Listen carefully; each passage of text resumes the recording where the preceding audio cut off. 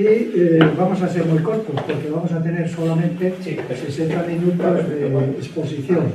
En mi caso yo calculo que los 60 minutos míos es el tiempo que yo tengo cuando hablo en público para que la gente salga espantada y ya no quiera esperar más de esos 60 minutos. Y en cuanto a los trabajos, pues efectivamente el personaje que tenemos a la vista, la condesa de Merlín, pues supuso un extraño descubrimiento al leer las memorias, porque está casada con un general que fue el jefe de la guardia de José Napoleón y que escribió unas memorias y que ella vivió en la corte del rey José Napoleón y contó con mucho detalle las experiencias que había en esa corte. Experiencias curiosas porque es muy difícil, muy raro encontrarse libros de gente que ha estado en la parte afrancesada y que cuenta cómo vivían, cómo se reunían y cómo pensaban. Y el hecho fortuito del descubrimiento fue que un día, leyendo estas memorias, descubrí que el marido había comprado el palacio de Boadilla del Monte y que esta mujer, ya cuando estaban casadas, pues intentó hacer un party, un cóctel en el palacio. Y entonces, en las memorias hay este hecho curioso que es como describe uno de los párrafos. Dice, llegamos al palacio de Boadilla, que había pertenecido a la reina de Boadilla. Era un palacio cuadrado, a la italiana, con 4 pórticos, grande, nuevo, había un inmenso parterre, había espesos bosques hacia el lado sur, coto de caza. Después de visitar el palacio nos sentamos a la mesa y que se había preparado una mesa en la galería con baldosa, describe el palacio, el aire atravesar el sol y el pastel nos llegaba aquí perfumado. La comida era excelente, pero habían matado el día anterior, su marido iba con un regimiento, un escuadrón, para sacar la comida. El palacio estaba abandonado. Los jinetes de caballería ligera que les escoltaban habían desaparecido, no había instrumentos de guerra, y mi marido, que sabía lo triste que me ponía esto, tuvo cuidado de apartarlo de nuestros ojos. Se recuperó el buen humor. De pronto oímos un disparo de fusil. Después 2, 3 descargas completas. No era posible explicar el terror general que nos invadió. Antes de que tuviera más miedo, le di a mi marido. Tranquila, me dijo enseguida. Somos guerrilleros, pero estás bien protegida. Sabía que desde que llegamos se encontraban por los alrededores, conocía cuántos eran y he tomado todas las precauciones. No te alarmes.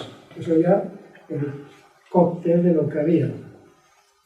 Bien, pues, ¿qué pasó? Pues cuenta el suceso, las descargas que continuaban, y cuando el fuego cesó y fue menos intenso, y cuando los disparos se alejaban, su marido les hizo acercarse a las ventanas. Nos quedamos en la galería, unas preocupadas, otras asustadas, ante la idea del regreso de los guerrilleros. Los guerrilleros se habían lanzado del lado del bosque, habían visto a los guerrilleros de caballería emboscados detrás, nada más que cuando los tuvieron encima no los vieron. Los guerrilleros desaparecieron en el bosque, regresamos a Madrid, como mi marido nos aseguró que no corríamos peligro, pero el regreso no fue tan risueño. Rodeado por las tropas, cada uno iba silencioso. Yo tenía el corazón encogido, pensando en que había sido la causa involuntaria de la muerte de varios hombres y las lágrimas se me escapaban de los ojos. Mi caballo las recibió, sin duda, en su cuello, porque no lo volvió a levantar. Llegamos tristemente a la puerta de Toledo con la firme resolución de no volver a intentar una excursión de placer semejante. Entonces, bueno, pues es curioso por qué esta gente hizo esa expedición y tal. Y entonces empecé a investigar a quién era esta señora. Esta señora, su nombre es María del Mercedes Santa Cruz y Montalvo, que nació en La Habana el año 89 y se casó con el general Merlín Cristó, jefe de la guardia de José Napoleón. ¿Por qué ocurrió esto? Pues porque esta mujer nació en Cuba, su madre era sobrina del general Gonzalo Farril, que tenían grandes propiedades en Cuba, y el general Gonzalo Farril fue nombrado por Carlos IV ministro de Defensa de la guerra.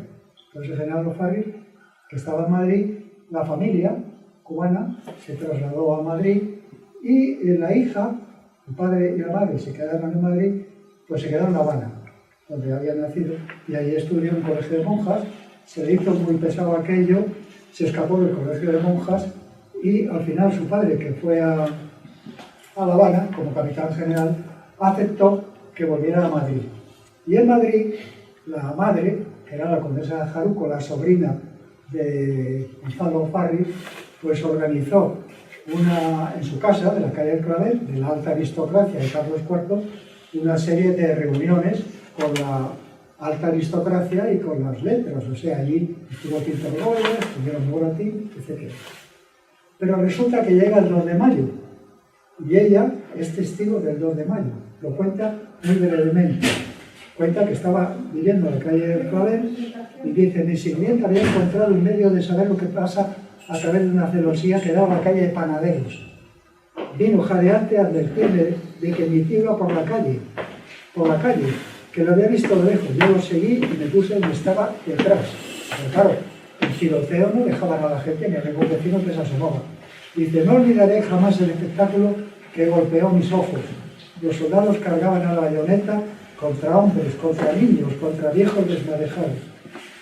Y descubre que su tío, el ministro de la guerra entonces, acompañaba a la hacienda que iban por las calles para intentar poner un orden a los enfrentamientos. Y cuenta también que evitan que los soldados franceses mataran a un grupo de catalanes que les pillaron por la calle con armas, porque claro, los pillaban con armas, los fusilaban, y que ella los justificaron de que les permitían llevar esas armas. ¿Qué sucede? Pues hay un periodo, cuando pasa el 2 de mayo, llega el rey José Napoleón y la mayor parte de los ministros de Carlos IV pasan directamente a ministros de José Napoleón. Sigue la situación con esta tendencia y resulta que en el mes de julio hay la batalla de Bailén. Y entonces, después de la batalla de Bailén, pues el rey José Napoleón, que en ese momento llega a Madrid, solo tiene una semana para estar en la corte. Tiene que coger y evacuar la capital.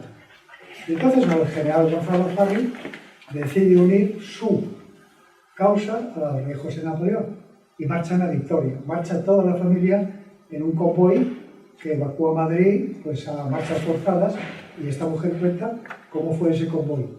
En Victoria, pues ella asiste a la llegada del rey José Napoleón y a una corte que se mantiene cierto tiempo allí con el rey José Napoleón hasta que llega el propio Napoleón para poner fin a lo que había ocurrido. Y el rey José Napoleón se encuentra que gran parte de los ministros y de la corte se habían pasado bando insurgente, salvo el caso de Gonzalo Farri y del otro ministro de Hacienda. Entonces, pues después de la vuelta a Madrid, de Napoleón en diciembre, pues el rey José Napoleón intenta recuperar los aristócratas y la corte, y resulta que hay muy pocos. Entonces lo que hace él es intentar llevar a la corte a los aristócratas que hay. Y en la misma casa de la calle del Clavel de su madre, que antes hacían esas reuniones, se intenta recuperar a la gente que ha seguido en Madrid. Y entonces hay una nueva actividad de la corte, tanto en casa de Gonzalo Farri, el tío de su madre, como de la propia madre, la condesa de Jaruco. Y entonces allí, pues ella cuenta que, bueno, cuenta cosas curiosas. La primera impresión que le da del rey José Napoleón, que tenía maneras encantadoras, bellos ojos, bellas manos, etc. El rey José Napoleón tenía un gran atractivo entre las mujeres, como luego veremos. Bien, entonces, ¿qué ocurre? Pues en la corte, en la que por la noche existe todo el tema de la vida social, pues claro, una mujer como esta, que tenía entonces los 17, 18 años, que sabía hablar francés por la educación, que era muy guapa, muy bella, que tenía una gran voz y que era muy inteligente, pues claro, lo tenía todo. Entonces en esas reuniones hay varios generales franceses que intentan hacerle la corte.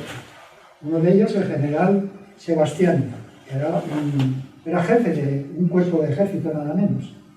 Entonces, claro, en esa época los generales franceses, sus edades oscilaban entre 30 y 40 años. Este tenía 37, acababa de enviudar. Entonces se dedica al general Sebastián a hacerle la corte.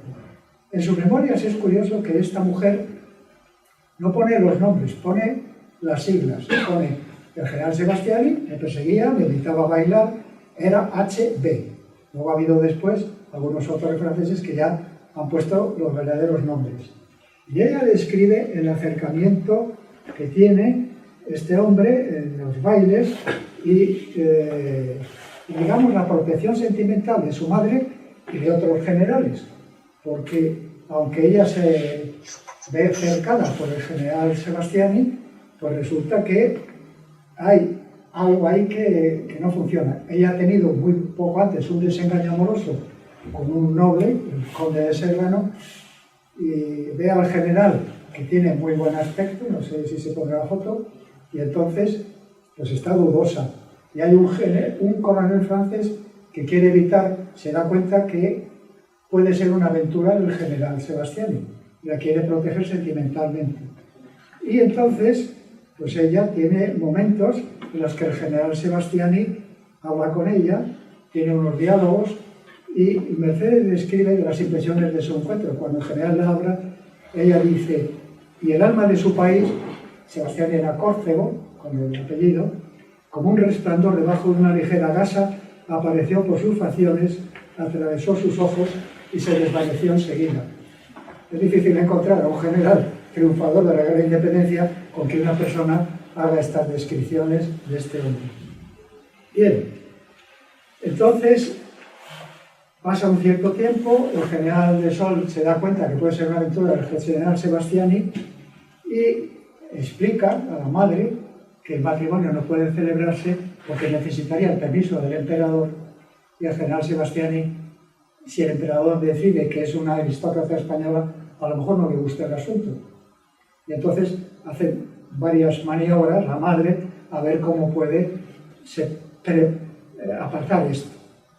Y resulta que un día la madre se acerca y la dice, ella reconoce las memorias, que la hora del matrimonio se acerca. Dice, Mercedes, le dice la madre a ella, el rey quiere casarte. Casarme, al decir esto me acordé enseguida de todos los que pretendían mi mano. Y claro, había llegado un coronel protector sentimental, un general, otro, y todos entre 30 y tantos años, ¿no? A una chica, como he escrito antes, con esta edad, además muy inteligente, pues claro, tenía una corte. Dice, el general quiere casarte, y mi corazón se agitó. Casarme, al decir esto me acordé enseguida de todos los que pretendían mi mano. ¿Y con quién, mamá? Con el general Merlín. Pero si no le conozco, no le he visto nunca. Tú no lo conocerás y no prometeré nada sin tu consentimiento. Pero mamá, creía que no querías que me casase con un extranjero. No, el general Merlín ha entrado al servicio del rey José y se queda en España. El rey le tiene especial afecto y le hará capitán general de su guardia. Es un matrimonio concertado. ¿Qué va a pasar? Pues que en esa época, en todos los ejércitos, los oficiales procuraban hacer matrimonios concertados. Y el rey José quiere hacer un matrimonio concertado con la nobleza española para que los generales, que luego pueden recibir ciertos títulos, pues se casen con españolas. Pero además, en los propios ejércitos, en el ejército español también, si un oficial quería casarse, tenía que tener permiso de sus superiores. O sea que no era tan sencillo esa elección. O sea que todos los ejércitos había matrimonios pactados y acordados. Y estamos en un país que no era musulmán, pero sí eran los matrimonios acordados. Entonces la clave está en cómo le va a caer este hombre a esta mujer.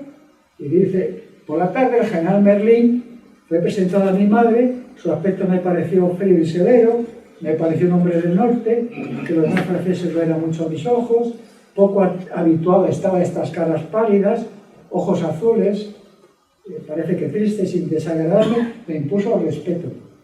Por lo más, Merlín en un apuesto militar llevaba un uniforme de húsar por el que sentía predilección. Es que los uniformes de húsares en aquella época, con colores y todo esto, pues a las mujeres les impresionaba mucho, además con las botas con los borles, Pues eso, los colores llaman mucho la atención, no eran como ahora. ¿Y quién era el general Merlín? Pues aquí hay un currículum que cuento en esto, no voy a contar todas las batallas, porque para batallas y ruidos mi colega va ahora a hacer muchos disparos y cañonazos, y aquí no entra en el caso. Pero era un general que estuvo en el norte de España, que tuvo una actuación muy favorable en el norte y que era un general con una gran confianza. Entonces, pues ella empieza a inclinarse por él y ella cuenta que el general Merlín no tardó en enamorarse locamente y a inspirarse confianza, porque mis dudas sobre la sinceridad humana, como las nubes matutinas a la llegada del sol, se disipaban a menor índice de interés. Había algo tan vivo y tan verdadero en su amor por mí que comencé a creer que era posible que los hombres del norte fueran menos fríos de lo que había pensado al principio. También es verdad que luego el general Merlín, entramos en terrenos muy románticos, cuando ella viene de Victoria y llega a la Cartuja de Burgos a hacer una visita, esperando que el ejército de Napoleón llegue a Madrid, se detiene a contemplar unas flores y hay uno de los oficiales, que era el general Merlín, que la ve y en ese momento, al verla, ya le dijo luego después que ya había quedado enganchado, prendado con ella. Y entonces, bueno, pues el asunto está que se va a hacer la boda y resulta que, claro, la madre tiene que llevar una dote, pero resulta que las dotes que tiene la madre proceden de las haciendas de Cuba, que eran grandes propietarios.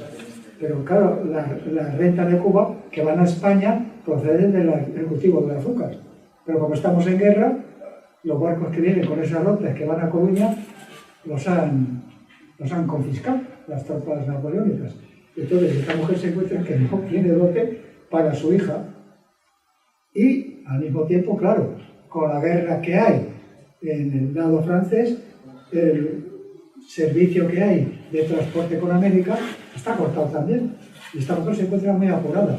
Entonces se encuentra más vinculada al destino de Farrick, que realmente es el que la está protegiendo con el dinero que tenga. Pero claro, al rey José Napoleón se le ocurre una cosa para no dejar a que su propio general Merlín esté sin nada, y ordena al ministro de Hacienda, Cabarrús, que ponga a su disposición la casa del duque de Osuna. Con lo cual este matrimonio pues ya va a contar con un palacio, pero que no es en propiedad, sino en usufructo. Entonces ya esa casa del duque de Osuna, que está en la Puerta de la Vega, y que había sido además confiscada porque el duque de Osuna fue de los, digamos, altos miembros de la aristocracia que habían ido a Bayona, pero que luego después de pelear se pasan al bando patriótico. Entonces hay un decreto de Napoleón que confisca a todos los nobles que se han pasado al bando patriótico, todas las propiedades. Entonces coge y dice, bueno, además de tal, pues le voy a pasar hasta que se arregle cómo. El rey José Napoleón se inventa una historia que aquí se cuenta, que es que toda la deuda pública que tiene Carlos IV la sube el nuevo ministro de Hacienda y lo que hace es que hay una desamortización de bienes eclesiásticos que era bastante alta y emiten unas cédulas hipotecarias, un papelito, diciendo que esos terrenos o estos palacios están metidos en esas cédulas hipotecarias. Y con esas cédulas hipotecarias se las entregan al general Merlín. El general Merlín con ellas compra luego el palacio del duque de Osuna por 99.000 reales y el palacio de Boadilla del Monte. Pero claro, esto es papel, porque en efectivo el rey José Napoleón tiene dinero. El poco dinero que consigue es el que le manda Napoleón cada mes para pagar a las tropas y alimentarlas. Pero en efectivo, en cash, no tiene. ¿Qué es lo que tiene? Pues ese papel, que es con el que se maneja. Y es con el que, después de una batalla, después de la batalla de Talavera, llega a 50 y tantos millones y que va entregando a los generales que mejor se han distinguido. Pero les entrega papel, no en efectivo. Él está empeñado completamente con su hermano, que sí que está harto de que todos los meses les tiene que estar transfiriendo dinero para poder continuar. Bueno, pues la dote ya está hecha y ya solo falta preparar la boda. Pero resulta que hay una serie de inconvenientes, hay una serie de batallas cerca de Madrid, una de ellas es la de Almonacid, que es consecuencia de la batalla de Talavera. el general Sebastiani se pone al frente del ejército francés porque va a llegar el general Wellington con otro ejército español desde Extremadura para Madrid, y hay otro general español, el general Venegas, que está al sur de Madrid, que si gana el ejército aliado penetra en Madrid. Toda la parte de los afrancesados y la corte la mandan al retiro porque todo el ejército francés va a enfrentarse al ejército aliado. Y los mandan al retiro a todos para que estén protegidos, porque solo queda una guarnición de 4.000 hombres. ¿Y qué pasa? Pues que si esos soldados o esos de Venegas entran en Madrid, pues la seguridad está mal. Y mandan a toda la gente afrancesada a la granja para protegerse. Ocurre la batalla de Talavera, que aunque es ganada por el ejército aliado no puede avanzar porque el mariscal Soult se descuelga por detrás. Y entonces el sándwich que querían hacer ejército aliado, ejército de Venegas, al sur de Toledo, se descompone porque los franceses hacen otro sándwich que pueden coger al ejército aliado. ¿Qué ocurre? Los aliados se retiran, no vamos a contar la batalla, y el caso es que vuelven a Madrid, el rey José Napoleón les recompensa a todos como que ha ocurrido, y entonces se prepara la boda de esta mujer, de Mercedes, que se hace en el mes de octubre. Y en el mes de octubre se casan en la iglesia de San Ginés. Con otra anécdota, cuando va a casarse, resulta que un montón de mujeres van a la casa de esta diciendo que hay dos españoles que van a ser ajusticiados en una plaza al lado, que por favor que les salve la vida. Justo el día de la boda en que se casaba ella de otro pariente. Y entonces ya acuden a Gerán Berlín va al palacio y les salva porque eran desertores que tenían que ser ajusticiados. Con todos los franceses, los afrancesados tenían también su propio buen cartel entre los españoles que había.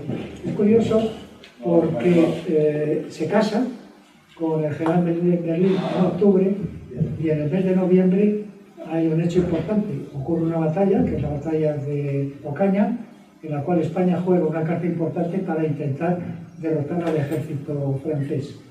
El ejército francés se pone en marcha en Ocaña y derrota estrepitosamente al ejército español, incluso con una inferioridad de 14.000 hombres. Es un desastre que aquí a veces se oculta porque eran 60.000 españoles contra 40 y tantos mil franceses, pero la caballería francesa de Berlín y de Sebastiani y de Soyes también juegan sus cartas y destruyen a la caballería española, mucho menos preparada y mucho menos entrenada. Pero hay algo curioso. Justo el día antes de la batalla, esta mujer va a una misa, se encuentra a una mariquita, una pariente suya, y le dice que mañana va a haber la batalla. Y el ambiente de que ella cuenta en la iglesia es de una concentración de todos los que están oyendo la misa, saben que algo va a ocurrir. Y la mariquita, la parienta, le dice que va a haber dos hermanos suyos, uno con los que vienen a Ocaña a conquistar Madrid y otro con los afrancesados. Y entonces, cuando ocurre la batalla, la primera información es de esta mujer mariquita que va a su casa y la dice que los españoles les dice que han sido unos cobardes, que eran 40.000, que han huido y que hay 15.000 prisioneros en Ocaña que van a desfilar por Madrid, porque los ejércitos franceses, cuando hay una batalla que tienen los españoles, nuclees en una, los hacen desfilar por Madrid para que la gente vea que son perdedores. Y claro, tiene un efecto moral importante.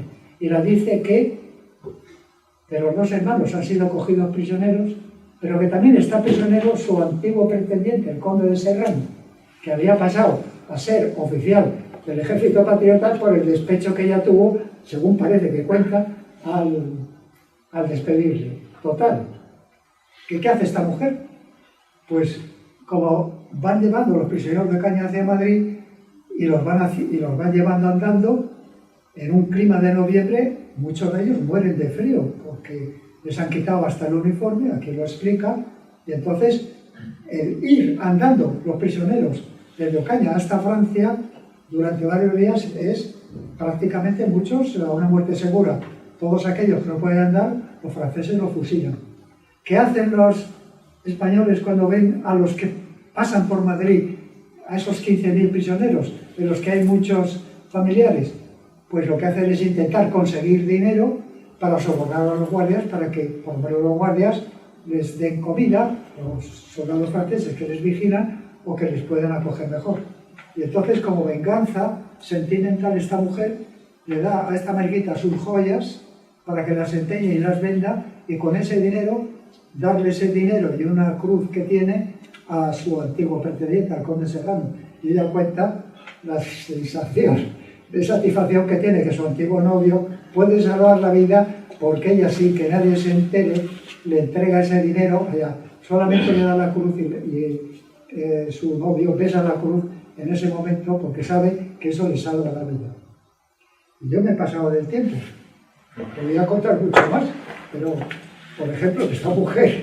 Luego hay un viaje a Andalucía del Rey José triunfal que no se cuenta, porque todas las poblaciones en las que entra en Córdoba ese día le reciben triunfalmente. Y se preguntan cómo es eso, si han saqueado Córdoba, han saqueado Málaga. Yo le preguntaría al público presente que por qué es, después de un paseo, después de un saqueo y tal, ¿por qué la población, miles de personas, reciben triunfalmente al Rey José? Esa es una pregunta que me gustaría que se respondiera. Y la siguiente es que esta mujer, después del viaje del Rey José, se incluye en una labor beneficiosa en las muchas mujeres, entre ellas la de Gonzalo Farín, de ayudar a las personas que están en Madrid en mala situación. Incluso hay un hambre terrible el año 12 y estas personas ayudan a la gente. Y ella, incluso, cuando va por la calle, va en un coche abierto, porque los públicos se dan cuenta que es una mujer que beneficia a los que han ayudado en esa labor social. Y al final de la historia, que es lo que yo contaría, y que ella lo cuenta con detalle, cuando se evacúa a Madrid, esta mujer tiene que incorporarse al ejército que evacúa a Madrid para ir a Valencia con el Rey José Napoleón, y son 10.000 personas que salen de Madrid, todos los afrancesados que temen que cuando llegue el ejército aliado los maten, con los 15.000 franceses. Imaginemos en el mes de julio 25.000 personas, una población abundante, flotante, que va desde Madrid a Valencia en pleno mes de julio, con los pueblos vacíos, sin comida y con todos los pozos cegados. Y el marido tiene que llevarle el agua por la noche para que pueda vivir hasta que lleguen a Valencia. Pero como ya he pasado de rosca mucho tiempo, pues solamente diría que lean el libro y que con cierto masoquismo, que vean lo que va contando esta señora, porque hay muchísimo en el tintero.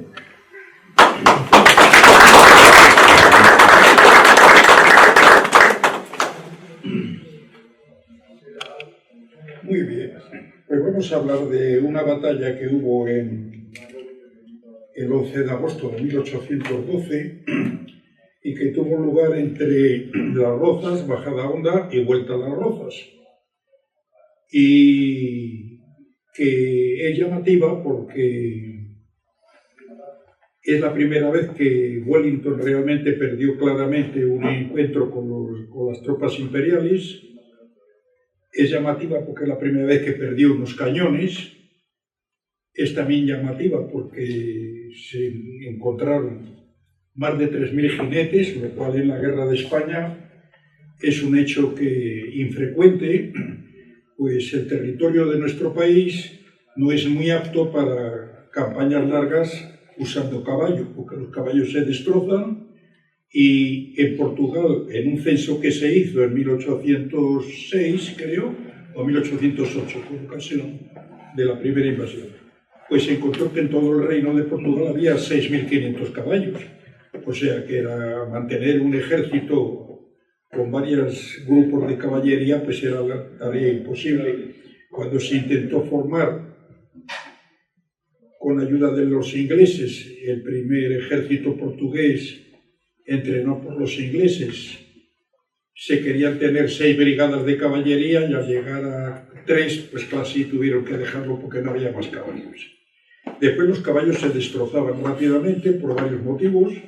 Uno de ellos es que el terreno es muy duro, el clima es muy extremo en verano y los jinetes, como era gente que le habían enseñado 4 días antes de ir al ejército, pues no sabía tratar a los caballos, porque claro, cuando estás en un regimiento de caballería te tienes que preocupar de ti, de las armas y de tu caballo. Y la gente pues no conocía cobrar a los caballos. O sea que era muy difícil que se pudieran reunir esas cantidades de caballos.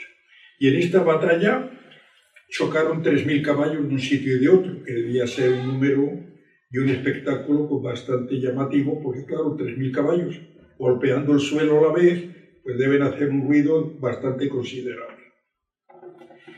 Es también llamativa porque la batalla la ganaron los imperiales, y a continuación, digo imperiales porque las tropas francesas llevaban muchos componentes extranjeros, mayormente alemanes de la Confederación del Rin e incluso de los Países Bajos, ¿no? Al igual que los ingleses, llevaban casi la mitad del ejército aliado inglés, eran portugueses, algo así como el 30 y tantos o 40%, y luego había también las tropas que eran del antiguo reino de Hannover, que al ser destruido por Napoleón, el ejército fue licenciado, los soldados se encontraron sin trabajo y entonces muchos de ellos se desplazaron a Inglaterra, porque el rey de Inglaterra era elector de Hannover, pertenecía a una familia alemana, y entonces allí encontraron acomodo. Entonces vemos pues que alemanes habían los dos lados, portugueses había muchos en el ejército aliado, y franceses, claro, había también en el ejército imperial. Españoles no hubo ningún participante en esta batalla, ni como observador ni nada. Fue una batalla completamente extranjera, en ese aspecto. Después de la batalla, que fue ganada por los imperiales, tuvieron que marcharse de Madrid, porque claro, venía detrás de la vanguardia que perdió la batalla, venía detrás todo el ejército, la mitad del ejército de Wellington, y el rey José no tenía tropas para enfrentarse a ellos y tuvo que marchar, como ya ha dicho Jesús, pues una caravana monstruosa de personas en unas condiciones tremendas, porque incluso parte de la guardia asaltó a los pasajeros y aquello fue un auténtico desastre. Bueno, y entonces, ¿por qué me he interesado yo por esta batalla? Pues muy fácil, porque por el sitio en que tuvo lugar esta batalla, yo suelo pasar varias veces todas las semanas. Y claro, pues te acaba llamando la atención y te despierta la curiosidad. Para los que no conocen el terreno, les diré que la zona de Majadahonda realmente era un pueblo que está situado donde está la parte vieja del pueblo actual. Es decir, una zona... Tienes el plano para mostrar la población y el del libro, por si quieres apoyarte en ello. Esto es la ermita después del destrozo que sufrió hace unos años, que la han convertido casi en una casa para emigrantes, y antes era una ermita con aspecto, pues, ermita antigua, ¿no? La ermita estaba situada aquí. Entonces, si vienes desde Majadahonda, la ermita, si vienes desde Boadilla, la carretera de Boadilla viene por aquí, y la carretera que va de Madrid a Torrelodones, pues viene a pasar por aquí. Eso es para irnos situando. O sea, aquí tenemos la ermita, aquí tenemos el cementerio, en esta zona, y la batalla tuvo lugar, empezó en esta zona de aquí. Este punto marca la altura, la cota del terreno, que son unos 740 metros, y a partir de donde se situó la fuerza aliada, la vanguardia del ejército de Wellington, que estaba mandada por el general Durban. El general Durban había llevado labores bastante administrativas en el ejército de Portugal, que el mariscal del ejército era Beresford, que era un inglés, era uno de los ayudantes de Beresford, y nunca había mandado tropa. Y en el año 1812 se le encomendó ya que se hiciese cargo de la vanguardia del ejército, que no era la vanguardia, era la tropa de observación que usaba Wellington para obtener información, le mandaba por donde le parecía oportuno, y era lo que le mandaba él, y eran 3 regimientos de caballería portuguesa. Entonces, pues la batalla empezó, como digo, por aquí, siguió luego en dirección a Majadahonda, a Majadahonda, siguió luego hasta Las Rozas, y luego, por la tarde, volvió a y se durmió ahí, en las posiciones que cada uno le cogieron, que ahora lo hablaremos con más atención, y al día siguiente se volvió a repetir la batalla, porque es cuando se dio orden de atacar, y entonces los imperiales subieron para arriba, y luego ya cuando acabaron su trabajo volvieron aquí. Bueno, ahora lo veremos con más detalle. Este es el pueblo de Majadahonda. Las rozas. Vamos a ver cómo está, que desde aquí no lo veo yo. Ah, que me lo has cambiado. Sí. Un segundo.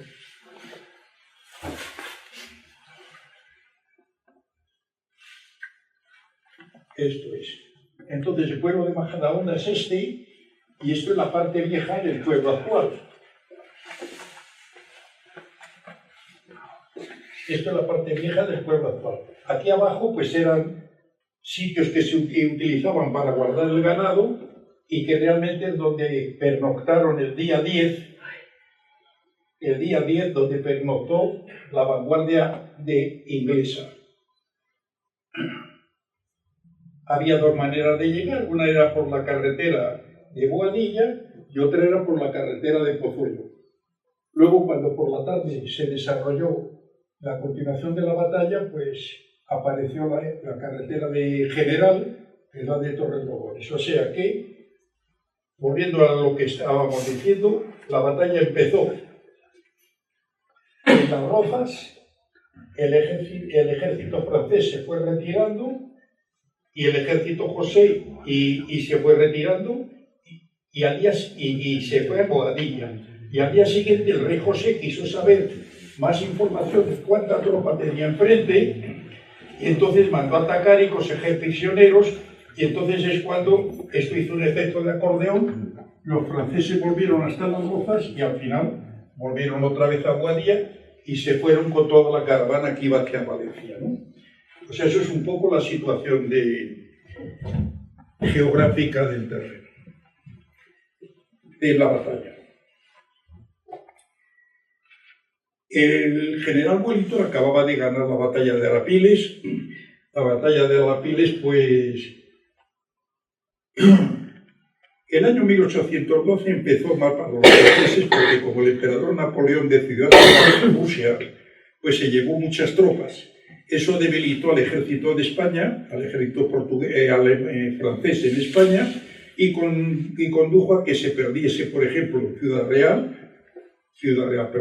Rodrigo, se perdiese antes Badajoz, que eran las dos puertas de entrada en Portugal, con lo que...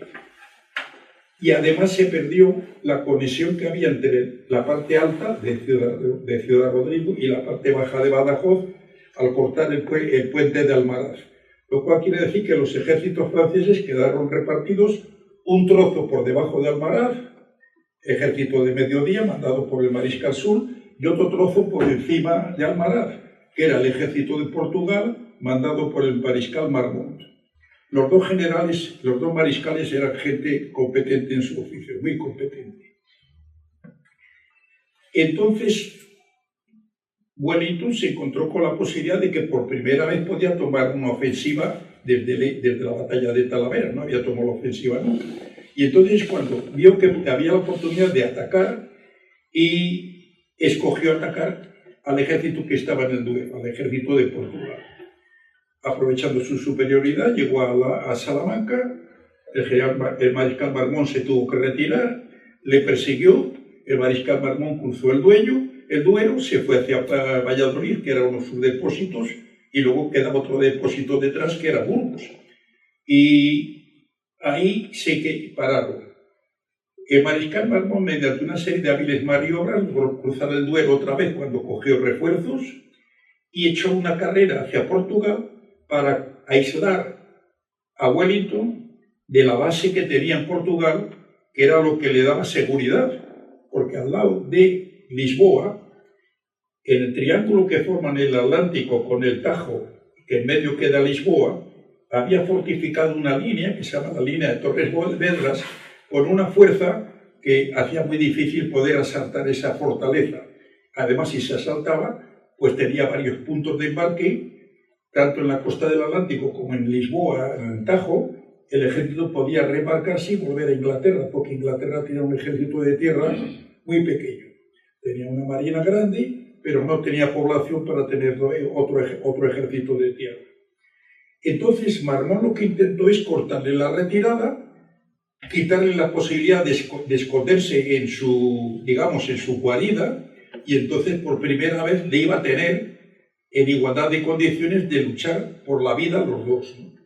Entonces se organizó una carrera entre Wellington y Marmont por llegar a Portugal y cortarle la retirada.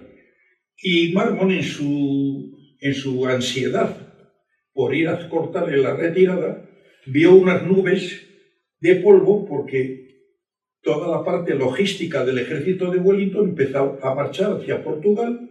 Él vio que se escapaban, corrió demasiado, alargó mucho a la izquierda. Wellington lo vio, se tiró por ahí y destrozó el ejército imperial, en lo cual le ayudó mucho que se hiriese seriamente al mariscal Marmont, con lo cual el ejército quedó sin jefe. El que le seguía en el mando también quedó herido, y entonces se dio una serie de circunstancias y unos momentos en los que el ejército quedó descabezado, y aquello fue fatal para el ejército francés. Eso dejó a Wellington la posibilidad de irse para Burgos o venirse hacia Madrid. Entonces decidió venirse hacia Madrid, y al venir hacia Madrid es cuando se producen estos hechos en Majadahonda y el Albergue. Los puntos de referencia, pues no sé si conoceréis, pero si no lo conocéis es cosa recomendable visitarlo. El puente que hay en la bajada del puerto de Galapagar, llegando a Majadahonda, a Las Rozas. Ahí hay un puente que...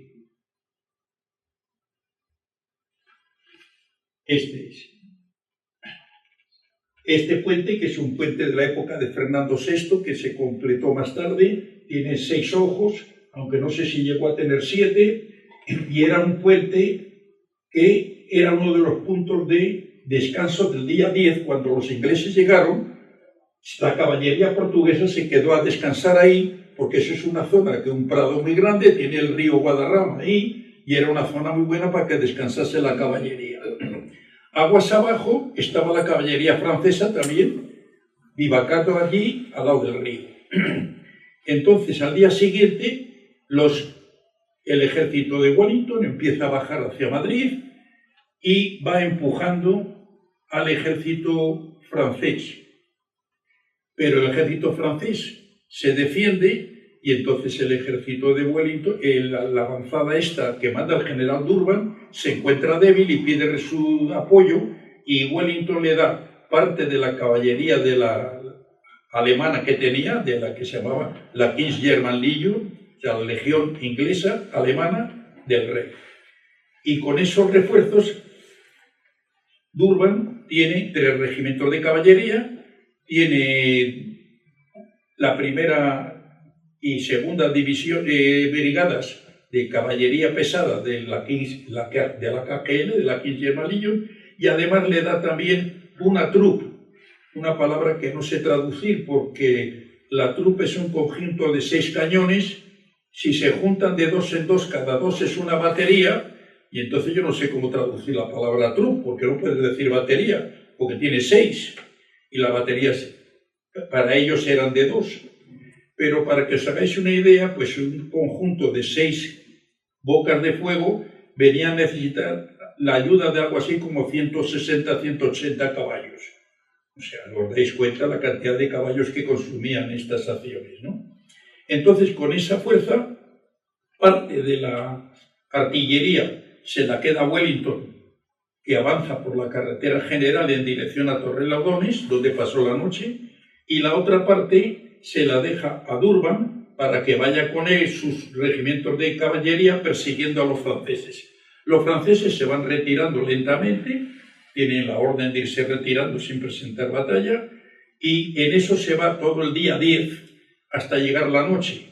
Entonces los ingleses se quedan a dormir en Majadahonda. El día anterior habían dormido en el puente sobre el río Guadarrama, y los franceses se retiran hasta Boadilla. El ejército francés está Entre Boadilla, en Móstoles, está el rey José, en dirección ya a coger la carretera para Valencia, y el resto de la tropa, que era la división de Palombini, pues está cerca de ellos. Al día siguiente, el rey José dice que hay que enterarse bien de lo que viene delante, porque él no se va a dejar la capital del reino abandonada, porque vengan 3 regimientos de portugueses. Y claro, porque es lo que han visto ellos, no saben lo que viene detrás. Saben que viene más tropa, pero no saben cuál. Entonces da orden de ir allí y no solo empujar a la vanguardia, sino coger prisioneros para saber qué fuerza viene. Entonces es cuando llega el ejército, la caballería francesa, llega a la ermita de Majadahonda. La caballería francesa se compone de 4 regimientos de dragones. Es la mejor caballería que hay en España en esos momentos, los dragones franceses. Se compone también de unos refuerzos que vienen detrás, que son unos lanceros alemanes, que es un grupo pequeño de unos 70 lanceros. Viene también un grupo de parte del ejército que estaba con el mariscal Suchet, pero que le habían mandado en labores de contrainsurgencia al norte de Soria, y entonces el rey José, aprovechando que estaba cerca y que él era el jefe de todas las tropas de España, coge el grupo ese y le dice que venga para Madrid. Y esos, al venir, al pasar por Soria, cogen a esos lanceros alemanes que hay allí, los añaden y vienen para Madrid. Y en Madrid también hay parte de una división alemana, que es el grupo que forma José para salir a ayudar a Marmont antes de la batalla, ¿no? Y entonces va a intentar ayudarle, ve que han perdido la batalla de Arapiles, vuelve para atrás, y entonces es cuando llegan a Majadahonda, los unos persiguiendo a los otros. Los franceses pernoctan en la zona de Boadilla, los aliados pernoctan entre Torrelodones y el puente del Retamar, y el día 11 reciben la orden de atacar los franceses para ver qué es lo que ha pasado. Entonces se forma el grupo de ataque francés, que como digo son 4 regimientos de dragones, con el refuerzo que hay detrás de la división de Palombini y las otras que he citado. Llegan a Majadahonda y siempre los textos dicen que los portugueses salieron corriendo y que por eso se perdió la avanzada.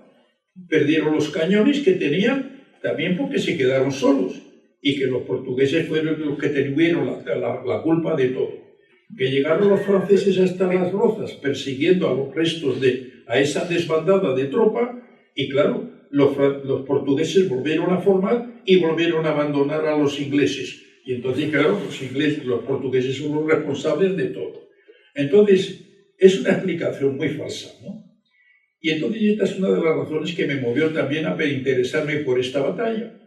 Intenté buscar bibliografía y era muy difícil. Es muy difícil porque no es bibliografía así de uso general, sino que es de uso muy específico.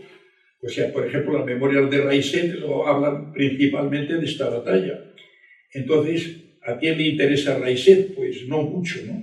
Es muy difícil encontrar bibliografía y me llevó mucho tiempo. Por eso, aunque es evidente que hay artículos mejores que el mío, no hay ninguno que esté tan elaborado, porque empecé a buscar bibliografía hace unos 12 años. Y entre medias me dediqué a otro trabajo, y cuando quise retomar esto, pues fue hace un mes o hace mes y medio.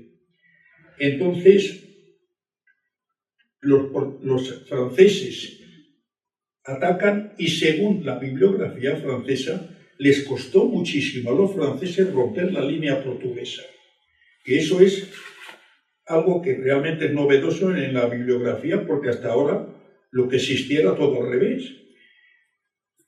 El coronel Raiset y su jefe, el general Treilhard, dicen cosas tales como las siguientes: numerosos escuadrones ingleses cargaron con valor y firmeza sin igual para retomarlas, es decir, los portugueses, y por 3 veces la brigada francesa fue detenida y por 3 veces volvió a la carga, aunque superada por el nudo, por el número estaba forzado a retirarse y en ese momento ordené, el general Traillà, a los 2 primeros escuadrones de la segunda brigada cargar a su vez y con ello el enemigo, es decir, los portugueses, fue superado. O sea, esto no es lo que nos han contado los ingleses, que dice que echaron a correr. Al día siguiente, cuando fue el encuentro más tarde, cuando fue el encuentro en Las Rozas, pues Reiset dice lo mismo. Yo cargué vigorosamente la cabeza de mis dragones con tal ímpetu que el enemigo no pudo resistir nuestro choque y nos hicimos dueños de 3 cañones. Pero sorprendida de entrada por nuestro brusco ataque, su caballería, la portuguesa, volvió sobre nosotros con una violencia extrema, haciendo grandes esfuerzos por recuperar los cañones. Por 3 veces reorganicé mis hombres y por 3 veces cargué a su cabeza. Y en ese momento, los primeros 2 escuadrones de la segunda brigada se nos juntaron y el enemigo fue rechazado de forma definitiva. Es decir, que Reiset y su jefe, el general Traillà, coinciden en sus informes de que los portugueses pelearon como unos leones. Y sin embargo, la bibliografía inglesa dice que echaron a correr y fueron los responsables de todo. Si en vez de referirnos a la parte primera del encuentro, referimos a la parte segunda, que es la que se desarrolló en Las Rozas, pues la discrepancia entre las fuentes inglesas y el informe de estos 2 señores es total. El coronel Reiset, pues es curioso contar que en el encuentro que hubo lugar en la segunda parte de esta batalla, en la zona de Las Rozas, pues el hombre le pegaron 3 sablazos, uno de ellos en la cabeza, otro en el labio y perdió varios dientes, y otra en el cuerpo. Aparte de eso, el ayudante suyo, que iba con el dinero que tenía él ahorrado, pues lo mataron delante de él y al cadáver vio cómo le robaban todas las pertenencias. O sea que el pobre coronel Reiset acabó destrozado y recuerda muy bien ese día. Por eso su memoria es bastante fiable, porque claro, no creo que se le olvidase lo que pasó ese día fácilmente, ¿no? Y esto es básicamente lo que sucedió en ese encuentro. Los lugareños no se sabe qué pasó con ellos porque no se les cita ningún encuentro, pero es de suponer que cuando vieron lo que venía cogieron el ganado y se quitaron de en medio. Y aunque el ganado quizás ya solo habría requisado el rey José para alimentar a la gente de Madrid. Y simplemente añadir que lo que ya he dicho, que la legión alemana del rey de Inglaterra, pues describo en uno de los apéndices del documento cómo se componía y qué tamaño llegó a tener. Y en cuanto a la caballería, a la artillería inglesa, que eran los únicos ingleses que lucharon en la primera parte y casi en la segunda de ese encuentro, fueron la artillería, y como fue desbandada en el primer choque y cogido prisioneros, los cañones cogidos, pues realmente los ingleses no lucharon en esa batalla. El señor Wellington venía por la carretera general y vio que las cosas estaban mal, dio orden de correr y se vio a la 7ª división que venía con él, que venía bajando hacia Las Rozas, y es cuando los franceses ya habían cogido prisioneros, habían cumplido su misión, se dieron la vuelta y se marcharon a dormir en la zona de Boadilla. Y ese es el encuentro que he descrito en este artículo y que me satisface saber que el resultado ha sido cambiar toda la narración que había de esta batalla hasta ahora, que era bastante numerosa, pero da la impresión de que alguien hizo una narración y los demás la han ido copiando sin preocuparse de investigar, porque, como digo, la bibliografía disponible pues no estaba muy accesible. Y eso es todo. Yo creo que esto da una idea de cuál es el objetivo de mi trabajo y cuáles han sido los resultados. Muchas gracias.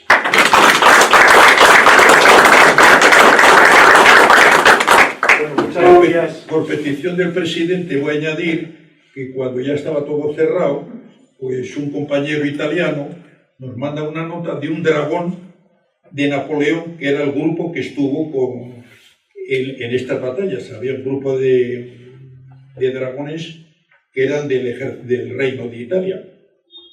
Y simplemente dedica 1 o 2 hojas de sus memorias a este encuentro, pero lo que dice coincide totalmente con lo que dijeron los franceses. Entonces, lo único que podemos colegir es que los ingleses mienten, que parecen ingleses.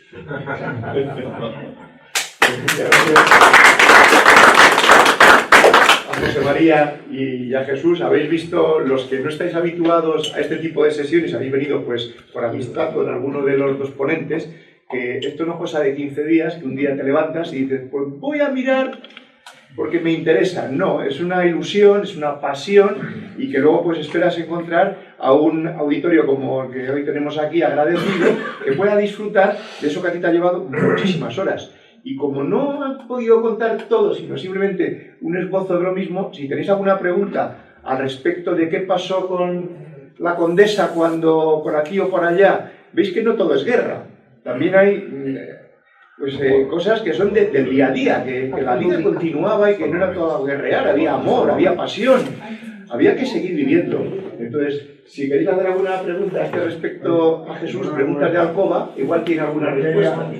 A José Mari, como mi amigo, tú quiere decir compañía. Una troupe es una compañía de circo, una troupe de dance es una compañía de baile. No sé militarmente cómo se traduce troupe, pero quiere decir compañía. Para tu información, ¿no? La traducción legal del español es compañía. Los regimientos... No regimiento, no estoy hablando militarmente, estoy hablando de compañía. Compañía de circo, compañía de baile. No más que...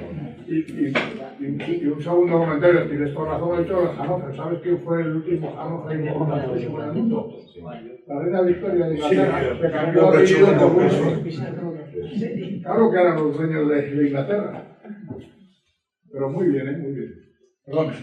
Si me permite, la traducción sería una compañía. Compañía. Sería una compañía porque sería regimiento. No sé, troupe, quizás compañía. Era así, eran 5 cañones y un mortero. Sí, o sea que sería una compañía que tiene varias baterías con varias piezas. Otra, hombre, ya La artillería montada. los esquemas que existen de la batalla, los cortes, da una disposición de los cañones que la bibliografía demuestra que expone que no es la correcta, porque aquí se dice que los cañones estaban situados aquí y aquí. Cuando en Durban forma la tropa, coloca unos cañones aquí en dirección al camino de Pozuelo, perdón, aquí en dirección al camino de Pozuelo y otros aquí en dirección al camino de Boadilla. Quiere decir que esta disposición de batalla no es la correcta, porque está claro que este cañón no apunta a esta dirección, aunque esté girado sí que apuntaría hacia aquella. Pero lo que pasa es que no es correcta, porque como dice Dyneley, que era el jefe de estos 2 cañones, se montaron con la caballería portuguesa de en medio y ellos a los lados. Y entonces realmente esto era más bajo, ¿no? Y estos cañones se perdieron en el primer golpe. Cuando los imperiales logran vencer a la caballería portuguesa, los cañones quedan sin protección y en ese momento, al huir, vuelcan y se van rompiendo. Y entonces los cañones, en unos casos los cogen los franceses y los usan más tarde en las rozas, y en otros casos quedan destrozados y no se pueden emplear. Los ingleses dicen que la pérdida no fue tan grande porque los cañones los recuperaron y a los 2 días estaban en funcionamiento. Pero claro, los recuperaron porque los franceses tenían tal número de cañones en el retiro que no pudieron llevárselos, que para qué se iban a recuperar de 3 más, si en el retiro dejaron más de 200. Entonces, pues tampoco lo vale ese argumento inglés. Los franceses no se llevaron los cañones porque no quisieron, no les interesaba. Para Jesús, sabemos que después de la batalla de Vitoria, la marquesa de Montermoso, gran amor de José, pasó a Francia y se exilió allí, concretamente en su palacio Château de Carrés, en el Bearn. Sabemos que fue de la señora Santa Cruz después de la Guerra de Independencia. si emigró a Francia, si quedó allí. ¿Se sabe algo de ella? Tú hablas de Mercedes. Sí, de Mercedes. Si tuvo una vida paralela a la de Montermoso, que ya se quedó a vivir en Francia y se casó con Mursa, quizás por guapo. Cuando llega a Valencia al Convoy, pues el rey José Napoleón luego vuelve a Madrid, recupera Madrid. Pero claro, los 10.000 funcionarios que se ha llevado, lo mejor para ellos es que no los va a llevar a Madrid otra vez, porque sería volver a organizar otro convoy con esos 10.000. Lo que hace es que organiza varios convoyes a Francia, y en uno de ellos mete a Mercedes. El general Merlin se preocupa de que Mercedes llegue a Francia, pues en ese convoy, que van los convoyes protegidos. Ella cuenta cómo llega a Zaragoza, cómo llega al Pirineo, y la sensación de estar amenazada por la guerrilla. Entonces, cuando llega a Francia, pues la memoria os cuenta la tristeza que le produce abandonar España. Y ella, pues, va ahí a París. Su marido vuelve a Madrid y va y ocupa el Palacio de Osuna, pero cuando, después de la batalla de Victoria, hay que retirarse, también va a Francia.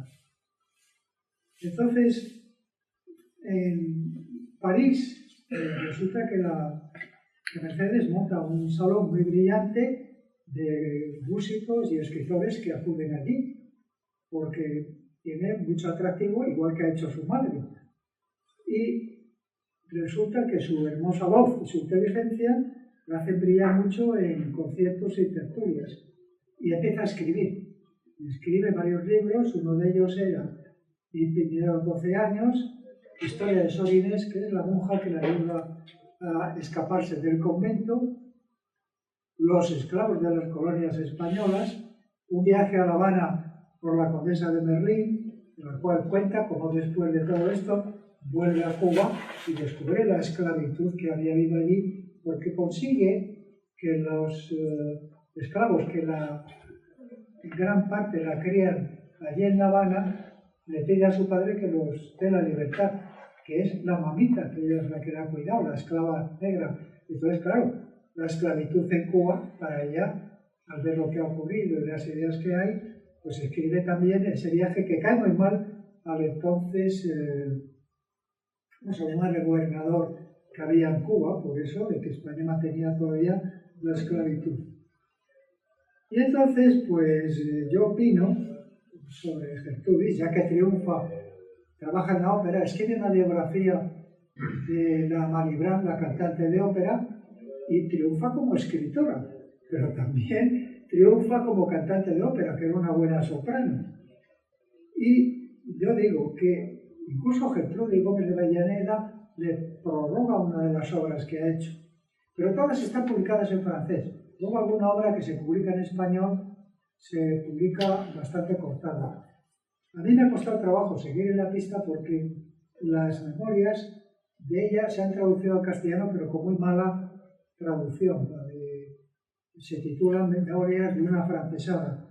Hay una obra, la original suya, el problema, como he dicho antes, es que los nombres de los que aparecen solamente son las siglas. Y luego ha habido otra obra en Francia, ya bastante buena, que lo ha investigado. Pero es una pena que no se conozca más la obra de esta mujer, porque es muy interesante. De hecho, ha habido en Norteamérica una investigación de una profesora norteamericana que ha sido la joven criolla, que triunfó en Madrid y en París. Ahora, mi opinión sobre lo que he escrito de ella es que fue una mujer que se adelantó a su tiempo, un tiempo en el cual a las mujeres se les daba mucha menos importancia que a los hombres. En su obra literaria, Mercedes escribe sobre la liberación de los esclavos en Cuba y también de la esclavitud de las mujeres en sus propios hogares, no solo en la isla, sino también en sus propios países. ¿Se podría decir que fue una feminista adelantada?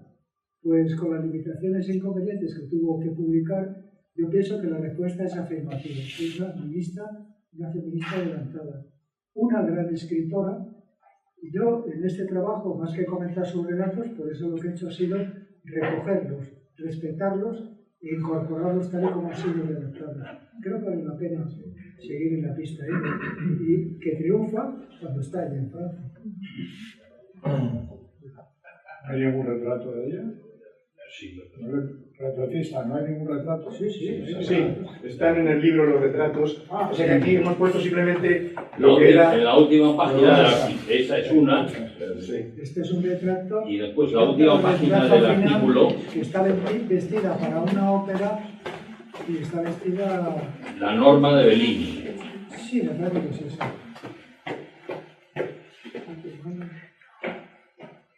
Sí. Bellísima, ¿verdad? Una mujer muy interesante. Oye, ¿tenéis algún comentario más? ¿Alguna pregunta? Bueno, pues muchísimas gracias a todos por asistir.